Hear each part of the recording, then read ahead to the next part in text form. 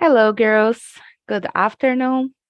I'm just gonna allow a couple of seconds for your microphones and camera to connect. We still have other students joining the group as well. It's great to have all of you here with us today. Unfortunately, not everyone could join as we are working with different time zones, and some people are committed to work as well. But it's great that you made it.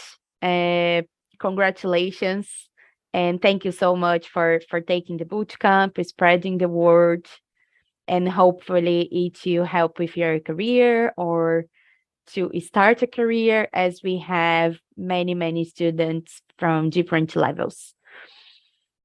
So today, Paul is gonna present some up-to-date topic that you haven't seen in the course yet, followed by Q&A. So you can either send your questions, the questions you might have on the chat, or you can turn on your camera and ask directly to Paul when the time comes.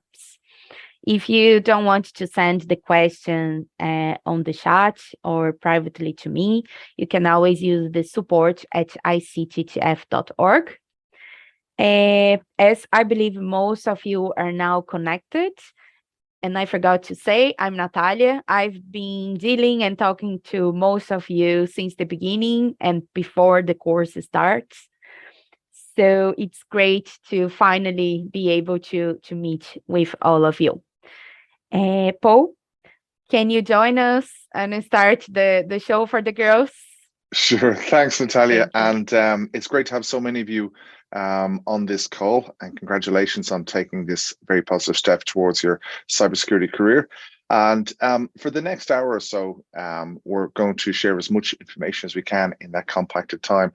And as Natalia says, we're going to format this in a way that hopefully we can have an interactive session towards the end of my presentation. So what I'll do, without further ado, because I've got lots of material to get through, and the obligatory introduction of who I am. I'm Paul C. Dwyer, your head shooter and president and founder of the ICTTF, which is the International Cyber Threat Task Force. And I won't spend too much time dwelling on my background and career and bio and so on, because we really want to focus in on where we are. So what I thought today, guys, was that we would focus in on some of the reasoning behind why the cybersecurity, cyber risk industry is so important. And I'm going to reference some of the slides that you may have seen with the curriculum, but we'll put maybe a deeper context on some of this topic. So we start off a lot of the courseware and a lot of my presentations, I start off talking about the fact that we all live in two worlds. And we have no choice but to exist in those two worlds, but they're very, very different worlds. And in the real physical, kinetic world where we can touch things and feel things and so on, there's laws, there's social norms, and there's essentially consequences to doing bad things or doing illegal things. But in the cyber world, it's very, very different, because you don't necessarily need to get physical access to something to do harm or to be a threat actor. You could be anywhere in the world and you can access somebody's data and copy it, and they might even know that you've taken it, as opposed to physically stealing something from somebody. So it's very, very different. And because there's essentially no borders on the internet, it's a flat world when it comes to this, and it means that the bad guy can be operating from anywhere in the world and carry out their nefarious activity. And it's very difficult for law enforcement, because law enforcement work in the real world, and in the real world there are borders and there are jurisdictions and there's processes. So if there's multiple jurisdictions involved in a cyber crime, and there often are, it can take many years and a lot of hard work to try and bring some of the bad guys to justice. So they're very different worlds altogether. So to summarize, we pointed out that there's a number of different factions, if you like, or different subsets of cyber threat actors. and all with different motivations. Now, this isn't all of them, guys. This is just the main ones. And you can see there, for example, cyber criminals are motivated to make money. So you see a lot of what we call fin crime in that world, financial crime. We may have nation states who their motivation is geopolitical reasoning. Hacktivists may do it for ideological reasons. Terrorist groups may do it because they want to spread propaganda, violence, or indeed intimidate and create fear. And you may have thrill seekers, which are often the ones that make the media, because they're often what we often refer to as script kiddies, or young people who are experimenting and playing and almost see it as an extension of online game playing to teet around and pull things apart and see how they operate and essentially break into systems more often as not. Sometimes manipulated by organized criminals to do that kind of activity, and they're often the ones that get caught by law enforcement. And then we have the insiders, the cyber insiders. And I often point out at this stage that there's often two different kinds of insiders. There's an insider who may be disgruntled and wants to do you harm, or you may have an insider that is themselves a victim of a cyber criminal activity, such as sextortion, or it may be a romance scam, and they're being forced into being complicit and complying and cooperating with the criminal on the outside.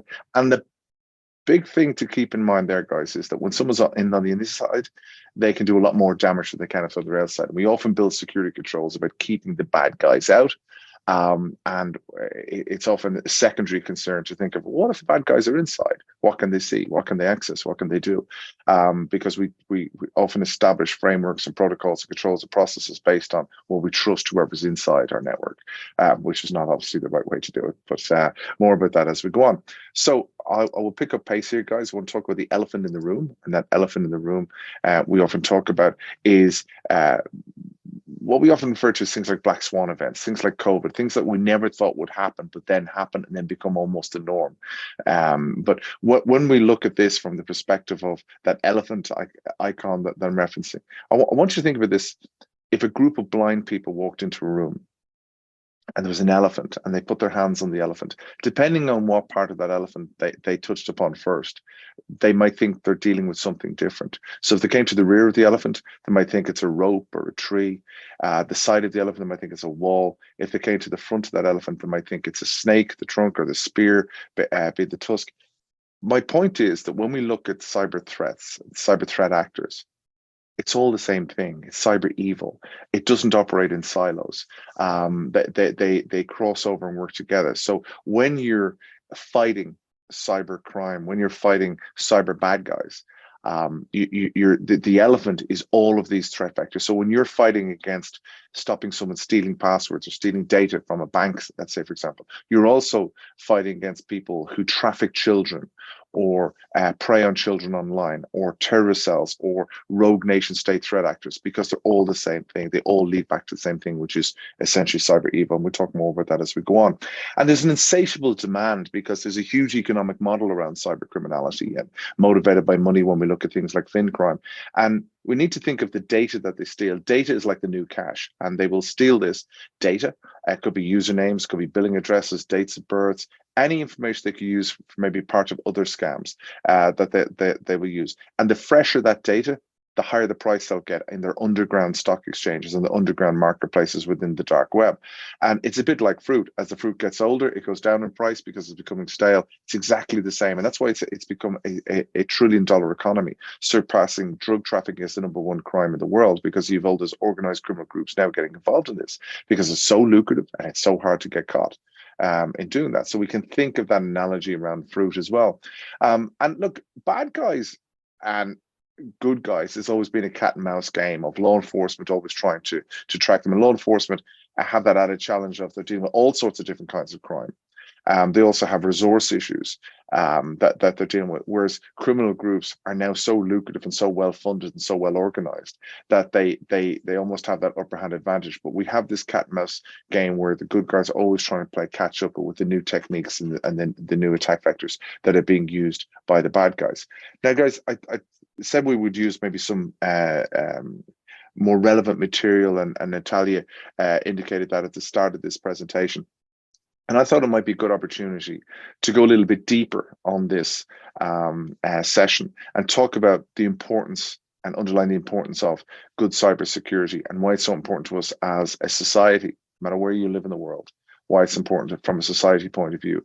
And I do genuinely believe that it's one of the biggest risks to mankind in not being able to manage cybersecurity because of some of the threats that are based around not having good cybersecurity. And I'm going to use the example, a geopolitical example where it crosses over into criminality and it crosses over into all these different areas. I'm going to talk about Ukraine, and I'm going to talk about how the reality is that every country and every business might as well be Ukraine, where somebody can invade and somebody can cross your borders and come into your systems and come in and invade.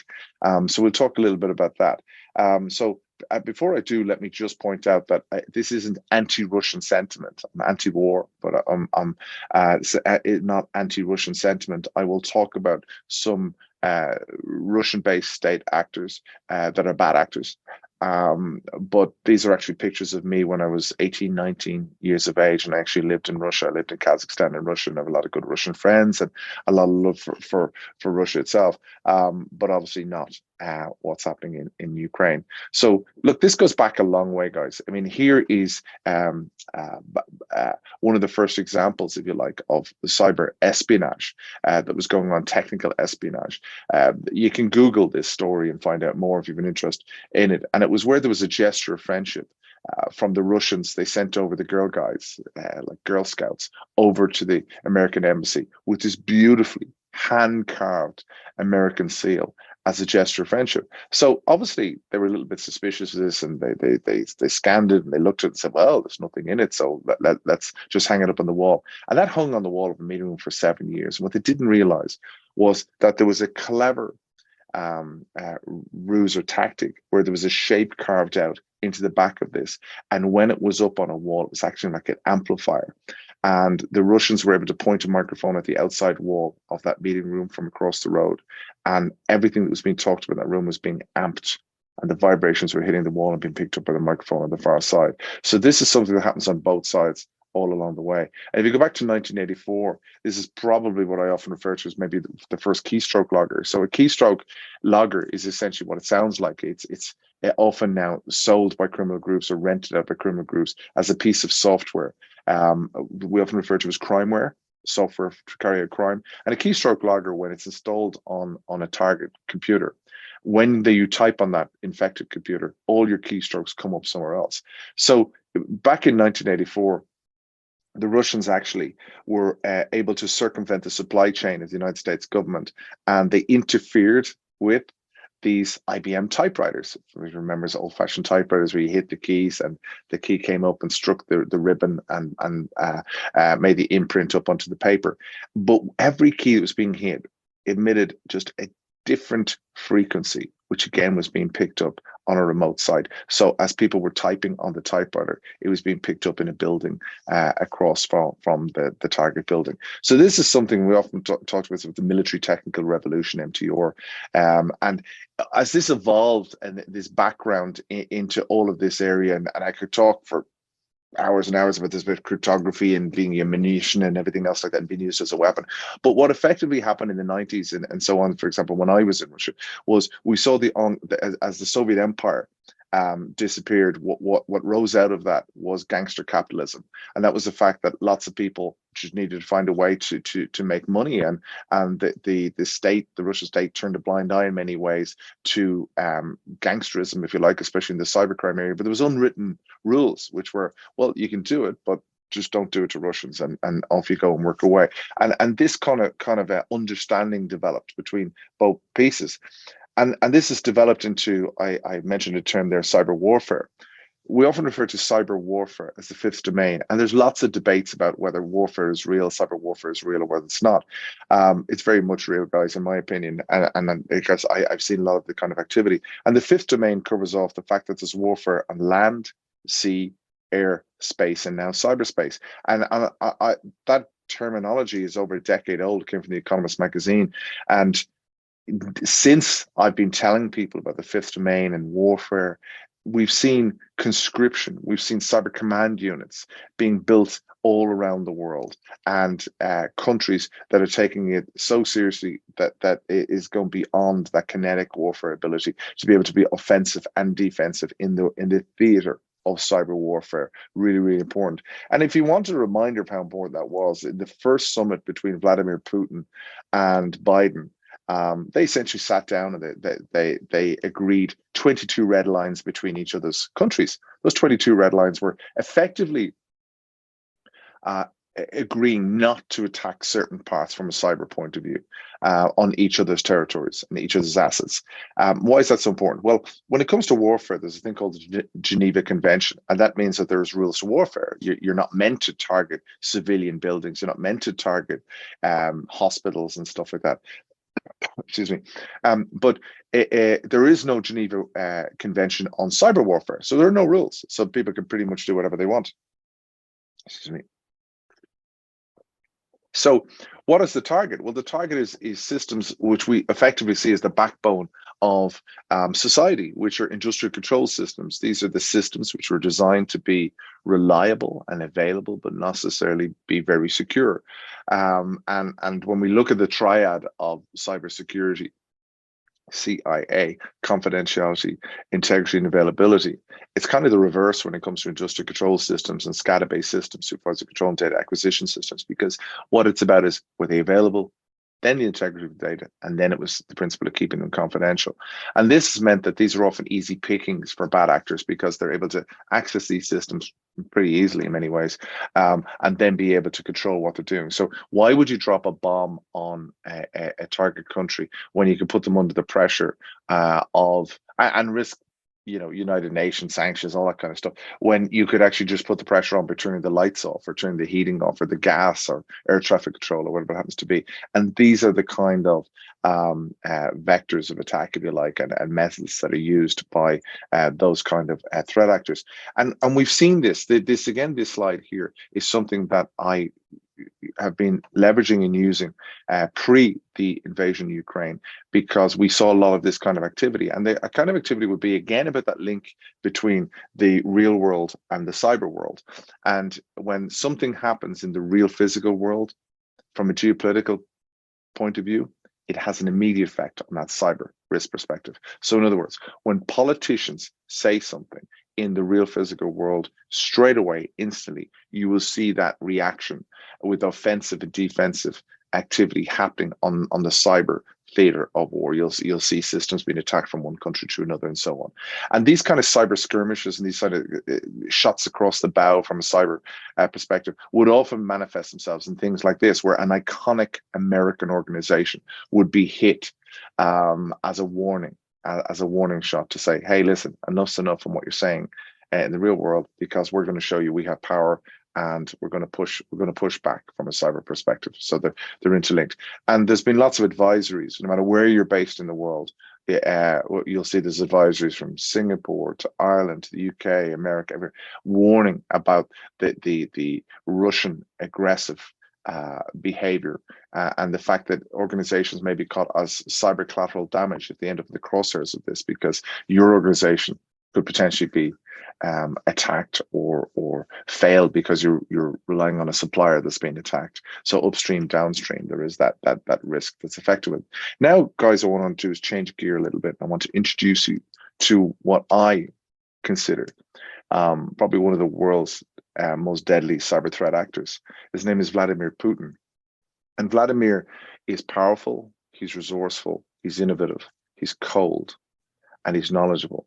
So I'm all for having less acronyms in the industry and certainly explaining acronyms as we go on, but sometimes it's knowledgeable and it's useful to be able to refer to somebody in a term that we can remember. So I refer to Vladimir as a prick. And it's, I think maybe a lot of people agree with me when it comes to that. And I want to talk a little bit about the background of that. So I talked about, and I wasn't using hyperbole when I talked about cybersecurity being so important for society. If somebody is able to control what reality is through disinformation, through fake news, Then, on the right-hand side here, we have Goebbels, who was the propaganda minister for the Nazis. We have Donald Trump on the left. As the French philosopher Voltaire said, those who make you believe absurdities can make you commit atrocities. And when we see this kind of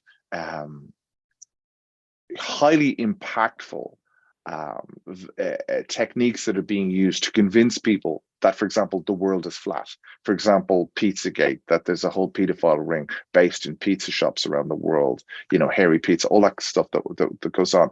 And the amount of people that essentially fall for it, get duped, and get sucked down this wormhole of lies and conspiracy theories and so on. It's a dangerous time if we can't secure what is the truth at the end of the day and effectively secure democracy. So where did Vladimir come from? Well, back in the 90s, we had these oligarchs who were effectively the kingmakers. These guys like Brzezinski, like Borovsky, they were some of the richest people on planet Earth. And they had, through the change and the falling of the Soviet Empire and Soviet Union, rather, they had inherited, if you like, and being given some of the biggest resources in the world, such as oil fields, such as gas fields, all those things. They became hugely powerful individuals in the world. They thought to themselves, well, this is great. We have all the money in the world, but we want to make sure this doesn't change. So what we need to be able to do is control the country. How do we control Russia? So they decided that what they were going to do was they were going to make sure that they knew who's going to be the successor to our friend, right? And so we had this president who was effectively on the international field almost a joke. It often turned up inebriated. With President Clinton from the United States, famously, there's videos on that, and they decided, well, how are we going to deal with this? How do we get a replacement? But we need his blessing. So they decided what they would do is they would employ some of the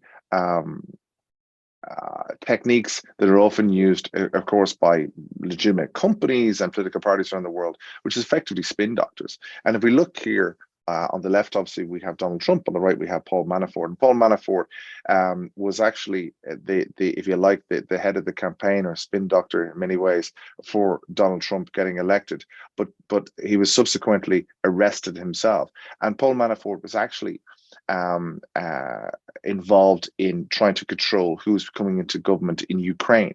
So it's kind of a birds of a feather. These kind of people, these kind of actors all work together in the same kind of areas.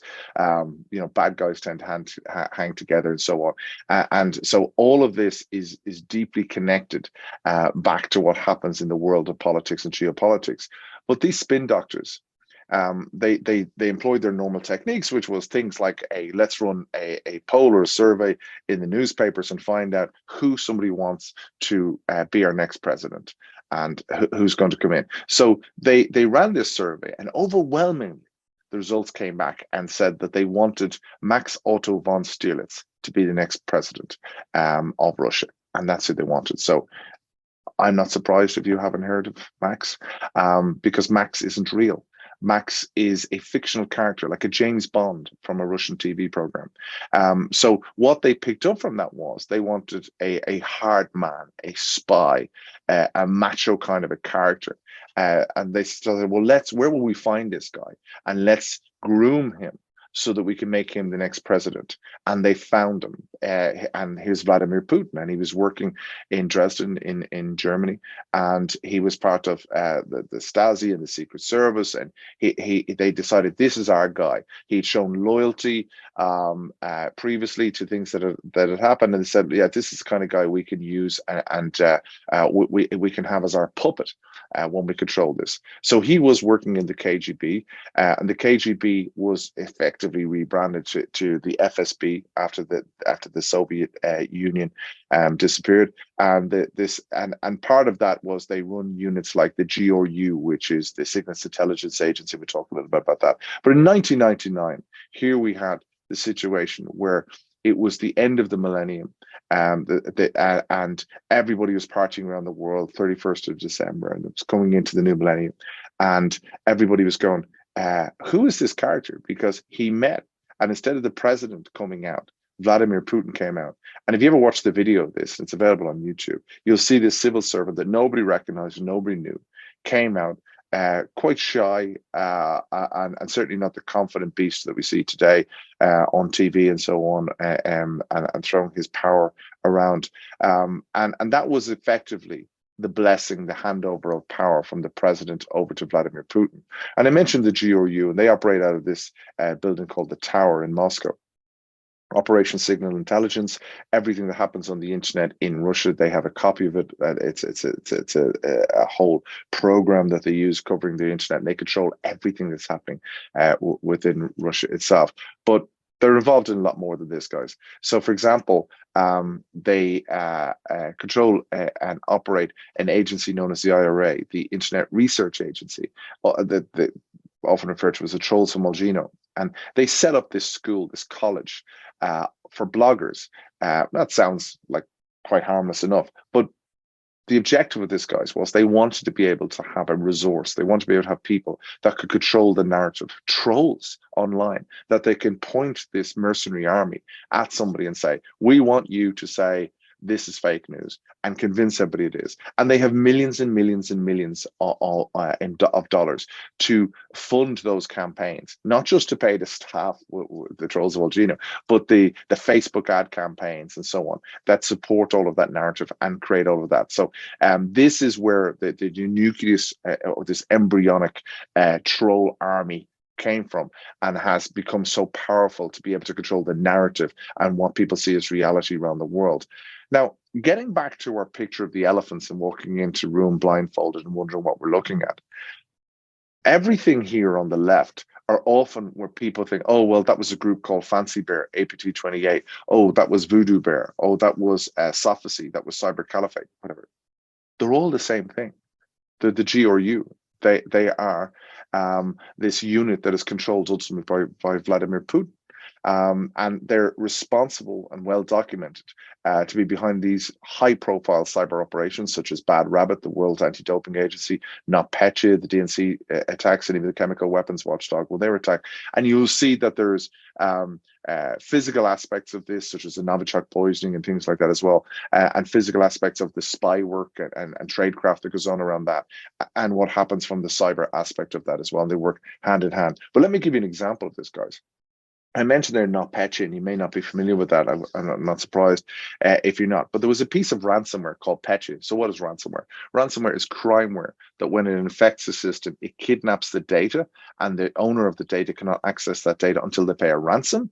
And when they pay the ransom, in theory, they get access back to the data, but it doesn't actually really work like that at the end of the day. But there was a piece of code that came out that looked like it was ransomware, but actually it wasn't. And hence it got the name NotPetya. So I'm going to talk a little bit about that because it's a real life case study, and it's very relevant to what's happening in the world. So let's have a quick deep dive on NotPetya. This was designed to be a weapon of mass destruction. And if you were to want to destroy all the data in a library, you might break into that library and you would maybe destroy all of the index cards. And then if you were to go off and pulp all of the books, so that nobody can find the data, nobody can find the books, and nobody can then, even if they didn't stumble across data, they don't even know what it is, so they can't even re-index it. That's what this did on systems and on data and on hard drives and storage. That's what NotPetya was designed to do. The equivalent of going in, destroying all the index cards, and destroying all of the data. So even if you had the data, you didn't know how to index it again, or if you had the index, you couldn't even find the data. And the world had just missed a bullet, or dodged a bullet with a piece of crimeware known as WannaCry. Again, you can Google this and find out more information on that as well, and we have it within some of our training as well. And WannaCry, there was what we often refer to as a kill switch, was discovered by a security researcher almost accidentally, and was able to stop this in its tracks. And WannaCry was a piece of ransomware that was closing down systems around the world and was starting to propagate around the world, and it closed down famously things like the NHS, the National Health Service of the United Kingdom, and this was just, the world was going, whoa, that was lucky that we were able to stop that, because imagine if that had got a grip and had it gone around the world, it would have been devastating. But I want to bring you to June 27th, 2017. And what we're looking at here is an image of a server rack in a small company called MEDoc. And that small company had developed an accounts application, a bookkeeping application for small to medium enterprises, primarily businesses within Ukraine. And they were doing quite well, and life is good. But on June 27th, they started getting phone calls, as many others did, to say, hey, something's happening out there on the internet, and it's very strange. And there was lots of support calls coming through, everything else like that. So, for example, banks disappeared in 45 seconds. That's how virulent this weapon was, this NotPetya weapon, because it was now hitting systems across Ukraine, and it was taking them out and stealing their data, destroying their data. So they had no access to data. The transport hub in Ukraine, one of the major transport hubs, was gone in 16 seconds. This thing was unbelievably fast and unbelievably destructive. I want to introduce you to Pavlo Bondarenko. And Pavlo Bondarenko was working in the health service, and he saw what was going on, and he observed it, and he felt this is something really, really bad. So he called basically his boss's boss, and he said, we need to save the data, switch everything off. And he's working in the health service, and he said, we have to switch everything off. And thankfully, his bosses listened to him. They started switching things off to save the data. And that was his message: save the data. But still, by 6 o'clock that day, 4 hospitals, all the data was gone, 6 power companies, 4 airports, 22 banks, ATMs weren't working. The entire federal government, 300 companies had lost the data. And it's estimated that 10% of all of the data on all of the systems in Ukraine was gone forever. That's a massive impact to systems. And as it progressed, it started hitting things like Chernobyl. So Chernobyl, that arc-looking building we're looking at there, that holds 200 tons of uranium. There's over 1,000 computers that keep that safe in the world, and that's all encased in concrete. That is the same height as the Statue of Liberty. It is the same width as the Colosseum in Rome. It is huge, absolutely huge. And if anything happened to that, the integrity of that, planet Earth would be in real trouble. And yet it hit that, and they only had 7 minutes to turn off all 1,000 machines and to safeguard planet Earth from the impact of that being compromised. And now there was major corporations around the world that were impacted by this. Big logos like FedEx, Merck, Maersk, Nuance, and so on. And I'm going to deep dive on one of them for you to give you a real example of this. So what we're looking at here is a port in Newark. This port in Newark in the United States, just outside New York, am I pronouncing it right, Newark? And Maersk had their shipping headquarters there, and there was a major shipping conduit, if you like, for containers coming in and out to the United States of America. But in Ukraine, like right around pretty much the other side of the planet, they had a trial version of the ME doc software on one of their machines, and that was enough for this to result, which is basically all of the systems started getting infected right across Merck. This billion-dollar corporation was now down to pen and paper, because what we're looking at, and this is a real-life photograph of hundreds and hundreds and hundreds of trucks, couldn't get in or out or operate in any way for Maersk. And all that could happen was law enforcement, the police came along, told them to turn around and move on, because they were holding up the whole of New York now. This traffic was going back miles and was holding up New York itself and all of the other businesses that were operating within New York. And this is all Maersk could do. They could just put up a sign on their website saying, hey, temporarily unavailable. We're looking at the situation. We're seeing what we're going to do. Now, what did they do? Well, they had deep pockets, so that's always useful if you're trying to solve a problem, is to have lots of money. And they decided they'd go to their headquarters in the UK, and they bring in all the top cybersecurity experts from around the world. And they got 300 people, and they give an open checkbook to one of the biggest consultancies in the world. And they said, fix this, make this go away. And they started looking at the situation. They started uncovering what was happening, and it seemed to go back to backups or whatever it happened to be. But their fundamental resilience strategy was flawed, because they had over 200 Active Directory servers. An Active Directory service is the server on your network that controls who has access to what. It's kind of like the brains of the operation on your network.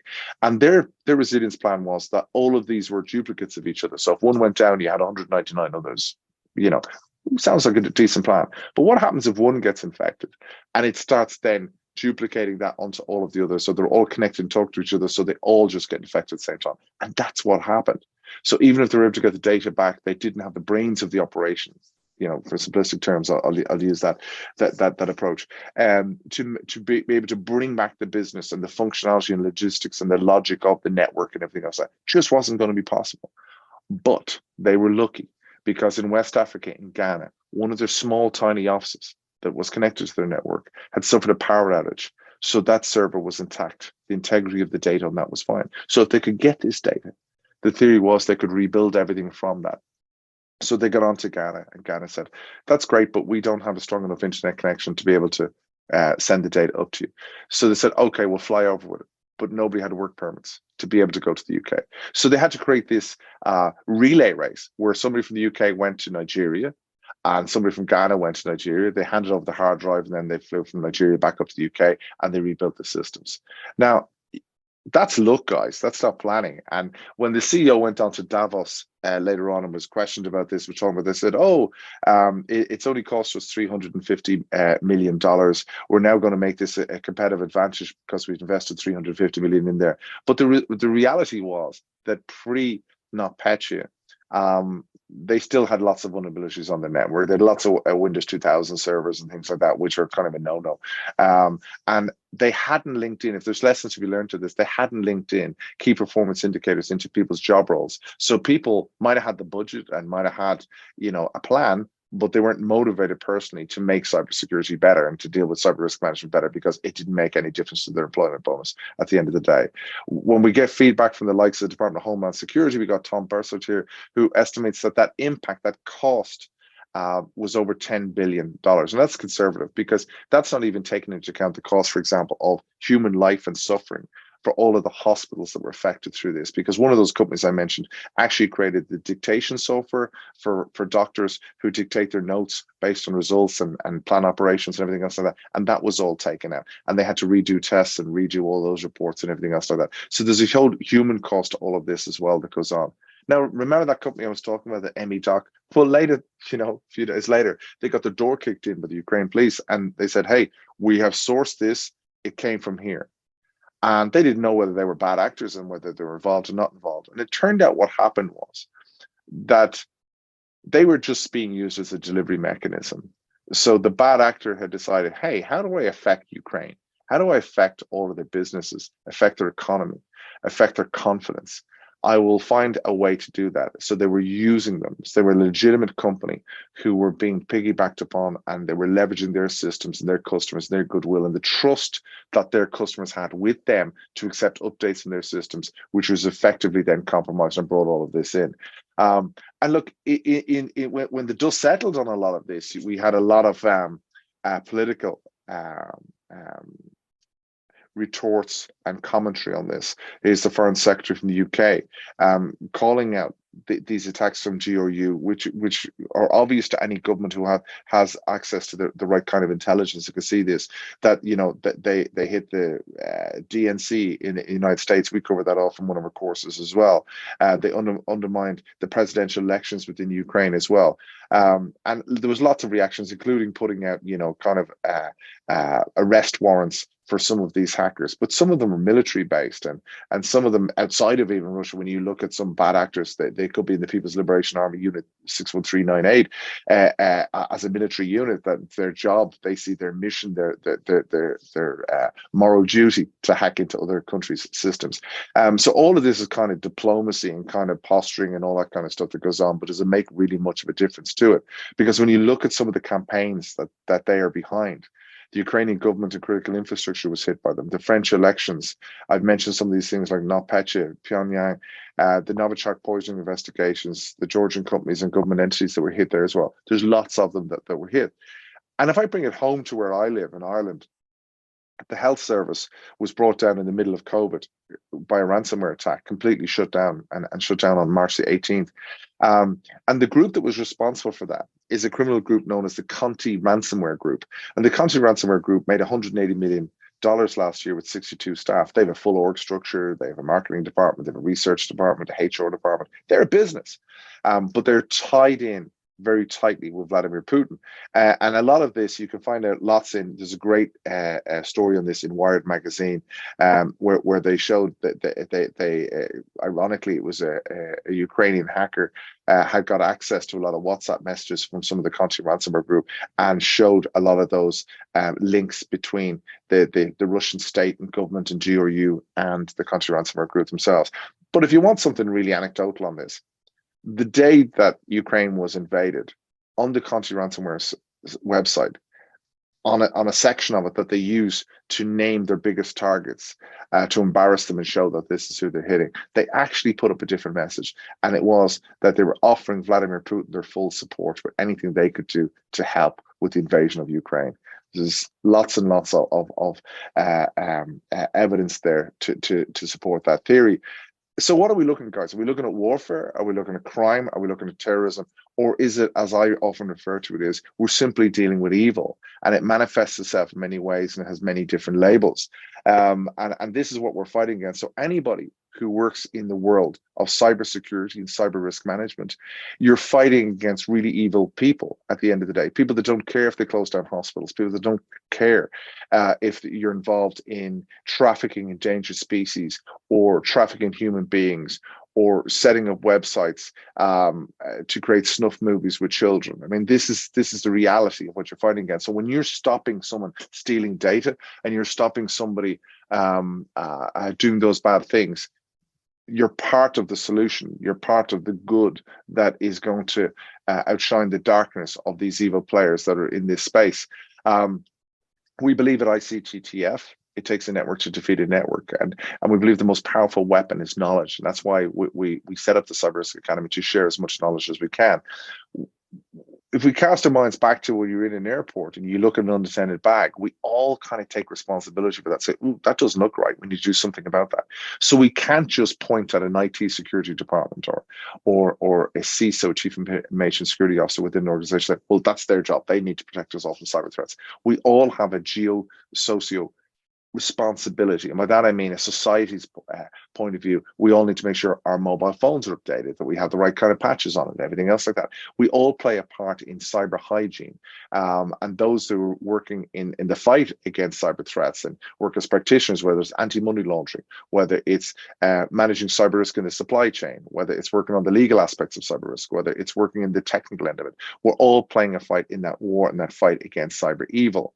And we have to take into account that often embraces the both worlds of the physical world as well and what's around there. And that's why we encourage the creation of business protection officers.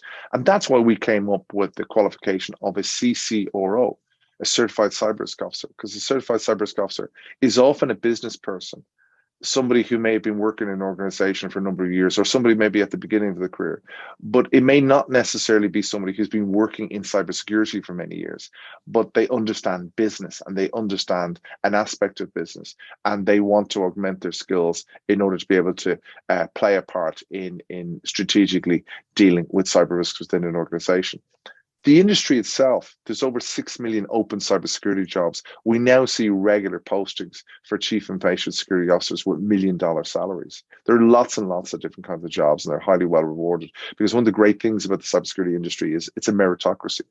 It's not about you have to be in a certain amount of time or have to go through lots of academia to be able to get the highly rewarding jobs. If you can do the job, you can prove you can do it, you'll get the job, and the rewards to go along with that. So we see lots of these are just cuttings out of different newspapers, and all the way up to the likes of certified cyber risk officers reporting to or on a board of a company as well.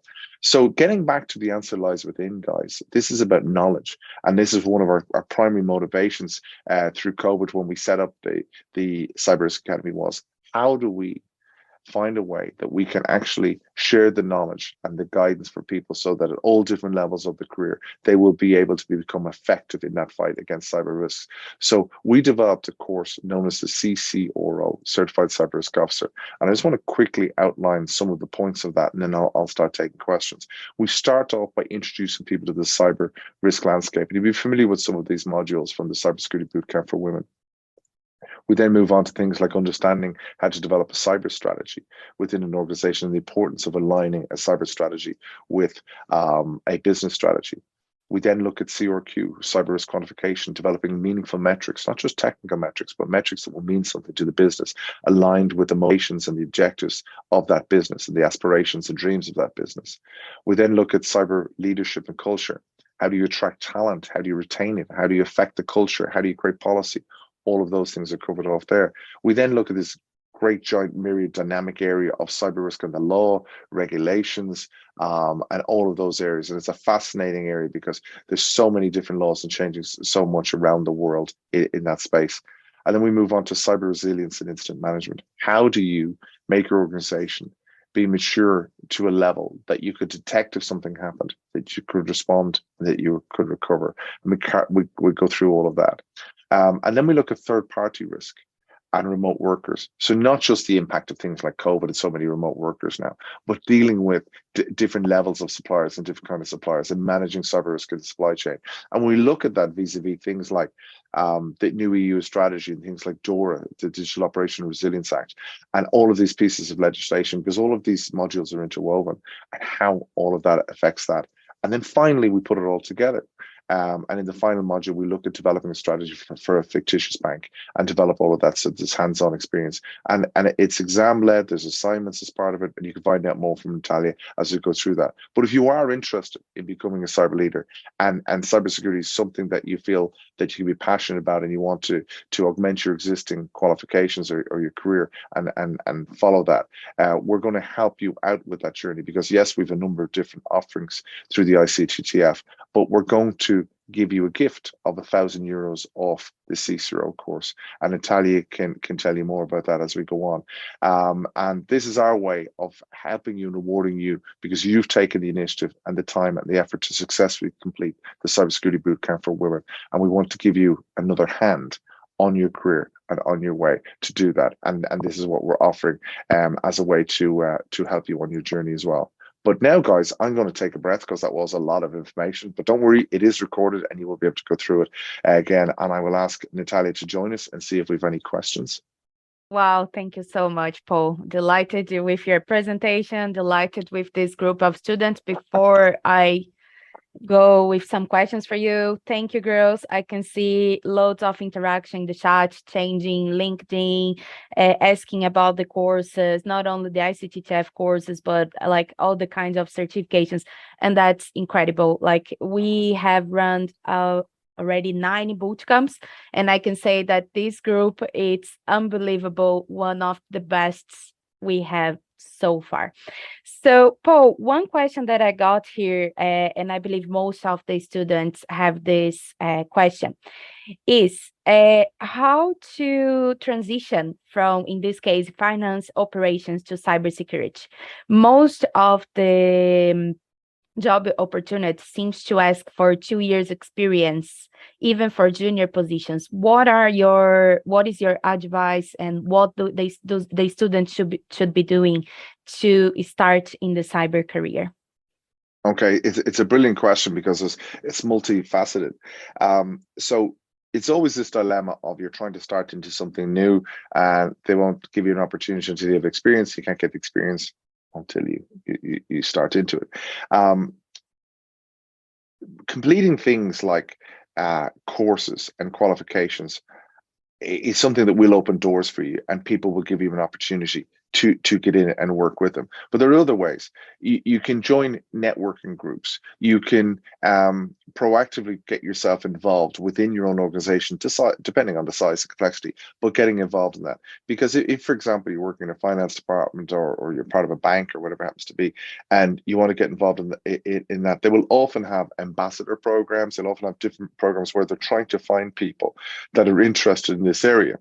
And I would encourage anybody who is not a cybersecurity purist, as in that was your career all the way along, to strongly stick with that, because those $1 million CISO roles, generally those roles go to people that understand how a business operates, and then secondary, understand cyber risk and cybersecurity. The juxtaposition of this is that I've often gone into a bank, met with the CISO. CISO is highly well qualified around cybersecurity, firewalls, security architectures, policies, all that good stuff. And you turn around to me and you say, Guys, how does this bank work? I don't know. I'm a cybersecurity expert. That's a big fail, because if you don't know how the business works, you don't know how the business value chain works, you don't know what the ambitions and the business objectives and business strategy of that organization is, how are you going to protect it effectively? All you're going to be doing is housekeeping. And you can go, oh, I'm doing this, I'm patching this, I'm doing this, but you're not supporting and empowering the business for its development in its digital transformation projects and so on. Now, somebody that understands how business works has an advantage when it comes into those business protection officer kind of roles. And some of those roles obviously have different names. You might become a DPO or data protection officer. You might become an assistant CISO or whatever it happens to be. They'll often become sub functions. And you might find in the organization you work in that there's a CISO office, and that CISO office, or sometimes it's often called an information security forum. They'll have lots of different names, but generally it'll be made up of a cross-functional forum, made up of, yes, the cyber people, yes, the IT people, but then legal, then procurement, then human resources, because cybersecurity affects people, processes, and technology, and any organization should have those people put in place. And then finally, I will say that there are opportunities often to volunteer and gain experience with the likes of things like schools, charities, and so on, that can't necessarily afford people to be able to write policies, create work, carry out cybersecurity related things, but they will welcome the opportunity for somebody maybe to volunteer and to be able to help them in that area. And of course, that's something that is then referenceable to help you get that door opened at the end of the day. And it often takes a bit of a rethink on your CV then, because if somebody's writing a CV working in finance, it looks a certain way. And to pepper it and show that somebody has the aspiration and has started the journey themselves to work in cybersecurity, that just takes a little bit of effort, a little bit of craft work to make it look like that. So it will be obvious that you're changing lanes, and that you're saying, yes, I've got all of this and I don't want to throw it out, this background, this experience, but I now want to use that to go to that next level. And we've had fantastic case studies in this, guys. The likes of Anik O'Brien was on one of our first CISO courses, a lawyer from Switzerland who's now a great advocate for the ICTTF and a senior player in the world of cybersecurity, and successfully made that transition over because she followed her passion. She skilled herself, and she moved from being a lawyer effectively into being a cybersecurity expert, and works in the cybersecurity industry now full time. So there's lots of kind of case studies there and referenceability there, but of course it's a little bit different on a case by case basis. So hopefully that's helpful. Yeah, exactly, Paul. I just want to mention that, of course, if you have no knowledge, it might be difficult, but there are plenty of companies out there that if you are willing to show that you want to learn, you are studying, like doing things like the Bootcamp or even other course in the ICTTF, that they also offer training, and sometimes they even prefer professionals that don't have previous knowledge, and they can give all the training, and they can build a professional according to their own rules. So, Paul, I have another question here, Sure. more related to the CISO. So, how much experience do you need to become a CISO? So, Judy, she says, how much technical skill do you need to develop to move your career along to senior security officer or CISO? I'm a RN moved to IT and doing security questionnaires for our company and want to help guide us security wise, but I'm not very technical. Do I need to be? No. Let me explain why. Do you think racing drivers know how to fix cars? No. They know how to drive cars, right? So, and this is kind of what it comes down to. So my own personal career started off at a very technical end, but I'm not in the technical end now, because what all of this works for me is leadership is the answer, and leadership and setting policy sets the culture of an organization and how things operate and so on. Part of the mission and objective of something like the CCRO course and so on was to demystify all the technical jargon, because it's a very male macho industry from the point of view of people trying to intimidate people with lots of acronyms and so on. And I'm the first to call that out in relation to the IT industry itself. But as soon as you demystify the jargon, they're terminology that you may be very familiar with. So depending on your background, you may be very familiar with risk terms, and you start talking about risk terms in terms of inherent risk, residual risk, mitigation, all those kind of things. But when you look at some cybersecurity and IT security people, they don't know anything about business. They just know one particular thing, and it is a challenge to get past the acronyms. And that's why we have a thing called jargon buster in the courses, whereby it's like learning a vocabulary. And when I wrote the CCR course, I was actually learning or trying to learn Spanish at the same time, and I had to build up a vocabulary. So I used that technique to within the CCR course to explain that people are picking up a new language about how you actually operate within this realm, because it is a different kind of a language. But very quickly you will find that there's a lot of bluffers in the world of cybersecurity and IT security who just throw out acronyms all the time. And sometimes those acronyms only mean something to them and their company or their particular product, but mean nothing in the real terms. So never be afraid to ask, well, what does that mean? Or when we talk about, for example, CRQ, cyber risk quantification, and we start getting into metrics, and we empower and give you the confidence to be able to question those metrics and be able to say, why does it say that? How is that metric made up? Explain it to me. So that's what you want to be able to get, that confidence level. You don't need to be able to get into the nitty gritty of all of these things, but from a conceptual level. And some of the students, the alumni of CCRO is into probably well over 1,000 now, and all of those guys went on, and a lot of them have, and we have testimonies, video testimonies there that went on, are able to work on a board level. These are board members that certainly didn't have really a technical background, but now feel confident and empowered enough to challenge technical people to come into the board and start showing reports, start talking about things, because they know the questions to ask. They know what makes sense and doesn't make sense. So don't be intimidated by not being technical. Not everybody will be technical. And depending on the kind of organization that you're going into, sometimes it's better you're not too technical, because that can be challenging and you might just be inclined to push up your sleeves and get involved in the technical stuff. It needs leadership, it needs strategy, it needs an organization level and a technical level. So you've got that, if you think of it like a pyramid, of the very top of the pyramid, it's all about the strategy. Then the middle piece of that pyramid is the operational piece, where people will operate like a framework and so on. And then down the very bottom part, you're going to have the technical aspects of it, and the rewards tend to be higher as you go up that pyramid as well. So don't be intimidated by that. And it is a meritocracy, and it is something where people can enter into an industry at a different level quite aggressively and successfully. Thank you so much, Paul. We are running out of time. So just a quick thing before, don't let the imposter syndrome take over. Go out there, do your best. There is opportunity for everyone, pretty much everyone. And I'm like, as Paul said, we have many study cases and many people from the bootcamp and other courses that have achieved many things and are going far in their careers. So I got plenty of questions regarding the CCRO course, the one that you get the 1,000 voucher. I will be sending an email tomorrow with all the details about the course and the link for the IoT session for those who want to re-watch.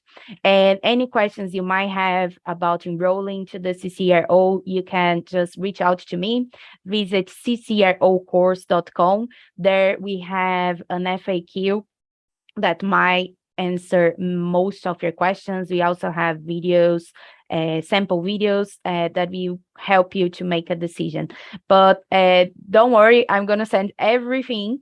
I know you are very excited, but you get all the information, okay? And reach me out anytime you need.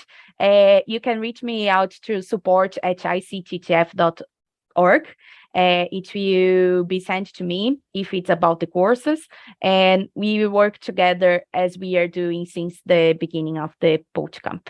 Thank you so much for the positive feedback. Paul, any last words? Yeah, well, you said it all there really entirely, which is brilliant. I mean, look, guys, this is an opportunity for you. The ICTTF was founded over 10 years ago as a not-for-profit initiative. and we wanted to create that community because we realized that it takes a network to defeat a network. And what do I mean by that? I mean, all of the bad guys are networked and they work together. So we realized that if all of the good guys can work together and help each other through training, collaboration, events, and support, that we can create that positive community. And it's just grown from strength to strength over the years.